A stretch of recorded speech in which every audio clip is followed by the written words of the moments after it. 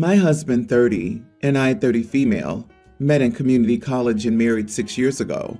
He works with AI, and I work as a part-time nurse. Obviously, he makes significantly more money than me. Still, we've thus far lived well below our means, to the extent that my salary alone can support our current lifestyle. We live in a 2-bedroom house, which was given to me by my uncle as a graduation present. And while comfortable, our daughter, toddler, is getting to the age where she needs a bigger house and a yard to play in.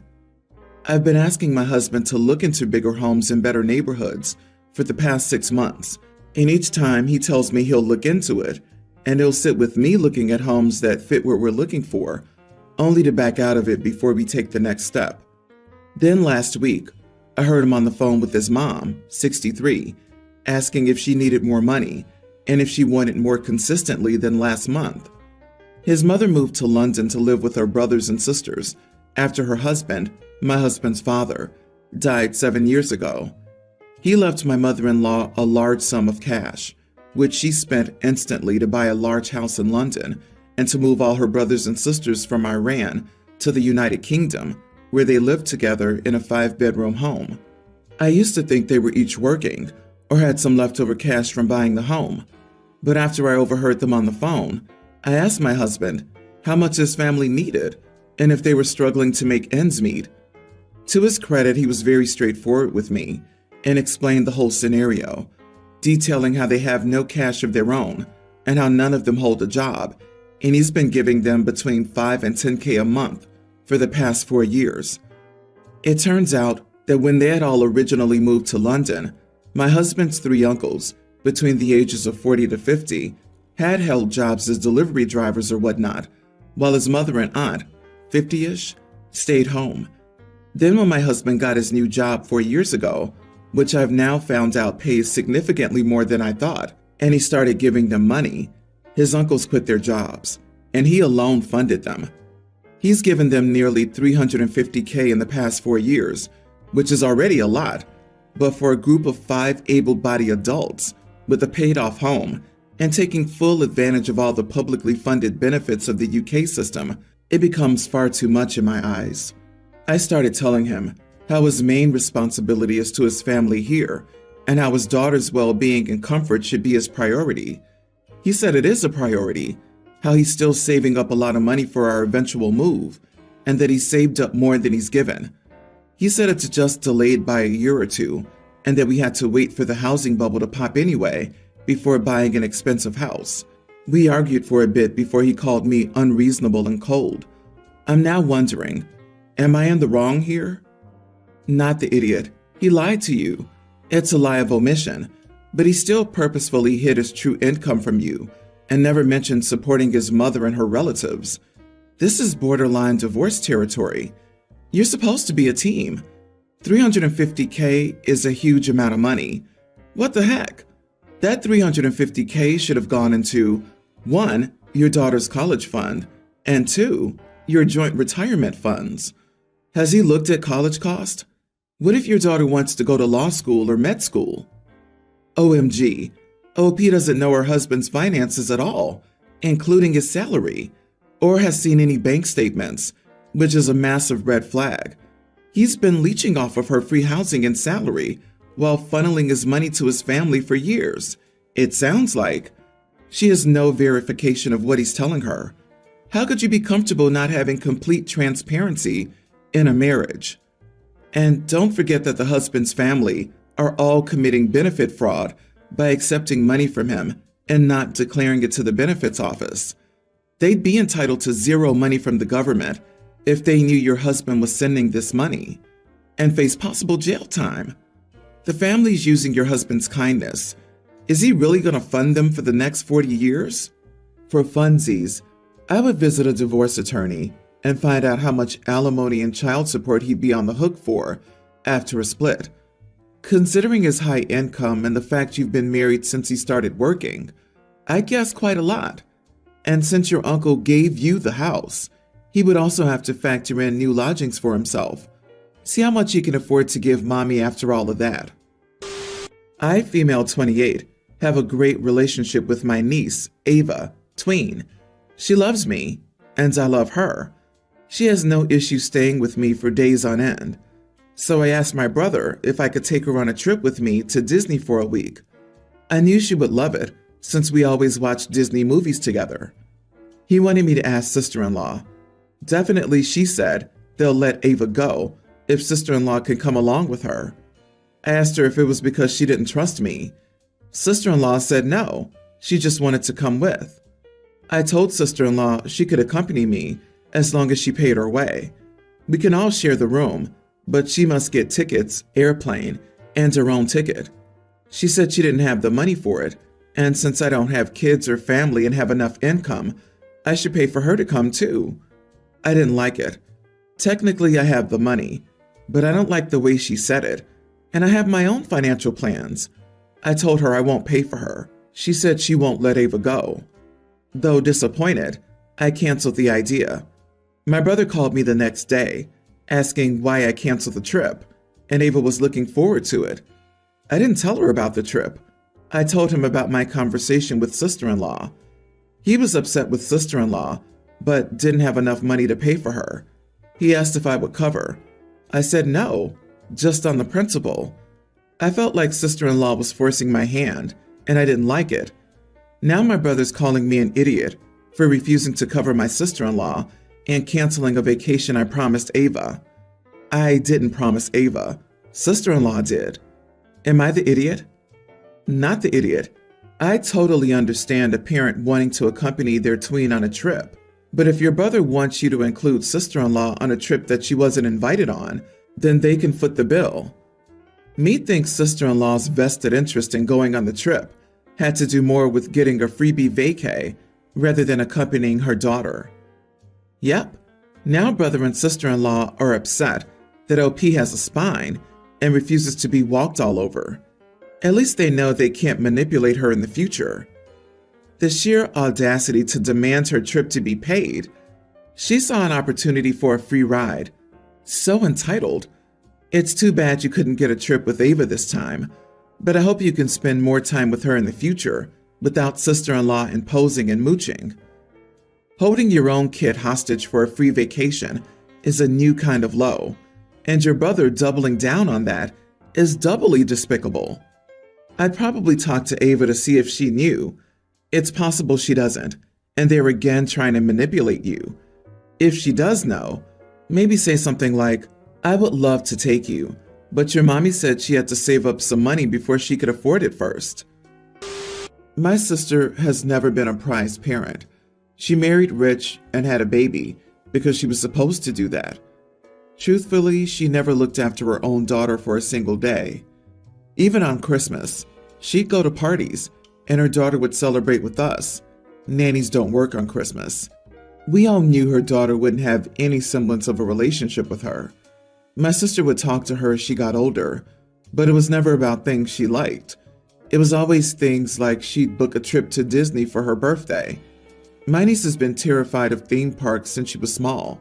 My niece has just turned 18. She got her inheritance money from her grandpa and is set to start college this year. My dad drove her to her college dorm a couple of days ago. She's doing well. As soon as she arrived, she sent her parents a text informing them that she was cutting them off and to no longer contact them. No one is surprised, not even her dad. No one besides my sister, apparently. She's been complaining since it happened. She was incredibly upset, but we tried to warn her. If you don't start bonding with her, she won't care for you and all that. When she finally approached me and explained her feelings and how she just didn't understand, I laughed at her. I told her that we'd all warned her and that I was incredibly happy for my niece. She went and complained to her mom, who's potentially the only one on her side. She called me immature and said it was the wrong thing to do. I needed to apologize, all that. So, am I the idiot? Not the idiot, but I'm curious what this apology would sound like. I'm sorry for not validating your feelings of abandonment from the child you abandoned. She treated her kid like a puppy and is now upset that her daughter's not a stupid puppy who loves her no matter what. Your sister brought it on herself. I hope the memories of those parties keep her company in her old age, because the daughter she neglected is free now and isn't obligated to do crap for her, and likely won't. Treating her daughter like a puppy would imply she at least raised her daughter. She really treated her like a time-locked safe, do nothing for years, then open up and grab all the emotional attachment just waiting there for you. Sometimes when someone makes terrible decisions like her, such as being a crappy parent, it's appropriate to laugh at their idiotic mistakes backfiring on them. I 100% agree. I'll never understand the parents who think, yuck, I can't stand kids.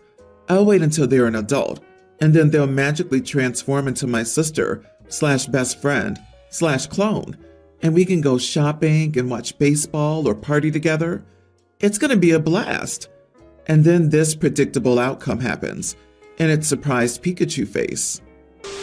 My teen female parents have always been close to another couple, Kolya and Vika. When Kolya and my father were doing their mandatory military service, my mother and I moved in with Vika. We still live very close to them and see them almost daily. On Saturday, I was at a friend's birthday. He lives close to Vika and Kolya's flat, and I usually just sleep there instead of walking all the way home. It's also safer because our neighborhood can be a bit dangerous at night, especially if you're drunk and tired. I had asked Vika if I could sleep there again, and she said she wouldn't be there, but it would be no problem. Their guest room is located behind their room, so I had to go through the bedroom to get there. When I went by the bed, I saw two people sleeping in there. One was Kolya, and the other was my father. They weren't wearing a shirt. I didn't think right then, and just went to the guest room. The next day, they were both in the kitchen and eating breakfast. I asked why my father was there. He said he'd explain when we went home. It was an uncomfortable atmosphere. At home, my mother apologized because I wasn't meant to find out that way, but they both forgot that I was sleeping there. She explained that they were in an intimate relationship with Vika and Kolya. It was a shock to hear because I always saw them as my aunt and uncle. I told them that I needed time to get my mind around it. That was 3 days ago, and the longer I'm thinking about it, the more it makes me uncomfortable. When I think about interacting with them, it makes me uncomfortable. I asked my aunt and uncle if I could move in with them for some time. They said it would be fine, and I could move in with them this weekend. My cousin, who's very westernized, asked me why I wanted to move in with them, and I told her what happened. She said I shouldn't be so prejudiced, and that it was none of my business what they were doing in the bedroom. But I disagree, because this affects me and makes me uncomfortable, so I don't want to stay with them now. What they're doing is betraying their marriage vows by sleeping with other people, and it's unnatural, and I don't want to be near that. I don't care if it's with men or women, they're betraying their marriage vows. Am I the idiot for wanting to move in with my aunt and uncle? I hate to be the one to break this to you, but marriage vows are not natural. They're a human social construct. Sorry, you are the idiot. Your cousin is right. Your prejudice is showing big time here. You need to check yourself before you wreck yourself. OP, who are you to say what's natural or unnatural? You say you aren't judging, but process to judge away. It's not betraying their marriage if they're both consenting adults, and the other adults are also consenting, which it seems like it is. They may be your parents, but they're also their own people with their own lives, who you also cannot judge. None of this actually affects you. You're making it affect you. I'm pretty sure OP meant swinging is uncommon, not unnatural. I cannot believe the amount of you lecturing a teen for being uncomfortable when they caught their parents swinging. Being uncomfortable with your parents' intimate life in general is normal, let alone trying to wrap your mind around swinging. To you, you view it as cheating. That's your personal belief. And considering this is your parents, I find it totally normal that this would upset you. Not the idiot. Finding out that your parents are in an open relationship with another couple is a bit shocking, especially since you've known and loved the other couple your whole life. This lifestyle is not for everyone, and not everyone has to agree with it or feel comfortable with it.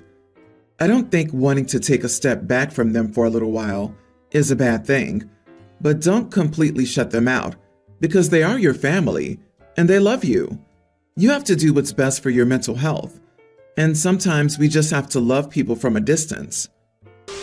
One of my 28 male friends, 28 male, is single and has told me he has a crush on one of my sisters. That sister, 29, is also single. She and my friend have similar educations. She's a dentist and he's a chemical engineer, and political views. I know they both campaigned for the same candidate in the last provincial election. They both frequent the gym as well. I know my sister's looking to date, so I told her my friend was interested. My sister told me she would never date a man like him. Those were her exact words. At first I thought she meant he was a creep or he harassed women or something. I was confused because my friend doesn't like that, and I wondered if she knew something I didn't. But it wasn't about that. I asked her about it, and she said she doesn't date men who use weaponized incompetence. She told me she knows my friend doesn't know how to do his own laundry, and he's content to let everyone else clean up after him. My sister went on this tirade about not dating men who don't do 50% of the chores and pull their own weight. She said she isn't sure if she wants to get married or have kids, but if she does, she'll be picky about what man she ends up with, because she doesn't want to get saddled with someone who leaves her with all the work. She said she knew my friend was a slob, whose ex-girlfriend did all the chores and housework. I was shocked, honestly. My friend is a good guy, and I've never noticed any of the things she said. I told her this, and my sister said I was the same as him, so of course I wouldn't notice. I'm definitely laid back and not a neat freak, but I don't know what she's saying about incompetence or men like my friend don't do their fair share. I told my friend, my sister's slowly getting back into the dating game, but not looking for anything serious to spare him. He's looking elsewhere and no longer has her as an option. But I'm mad at her for not giving my friend a chance and making all these claims about how he would be in a relationship. She says I'm the idiot for not realizing that I don't pull my weight, and neither does my friend. I think she's an idiot for not giving him a chance. You are the idiot. Your sister doesn't have to give your friend a chance just because you think it could be a good match. She has expressed some obvious misgivings about him. You have absolutely no authority to override her preferences and insist that she gives someone with characteristics she's already expressed as undesirable a chance. Bro, is this the 1800s? Get out of your sister's dating life. Women don't want to be set up, much less be asked to compromise unimportant things just because some guy has a crush. The compatibilities you listed are beyond generic. What do engineering and dentistry have in common?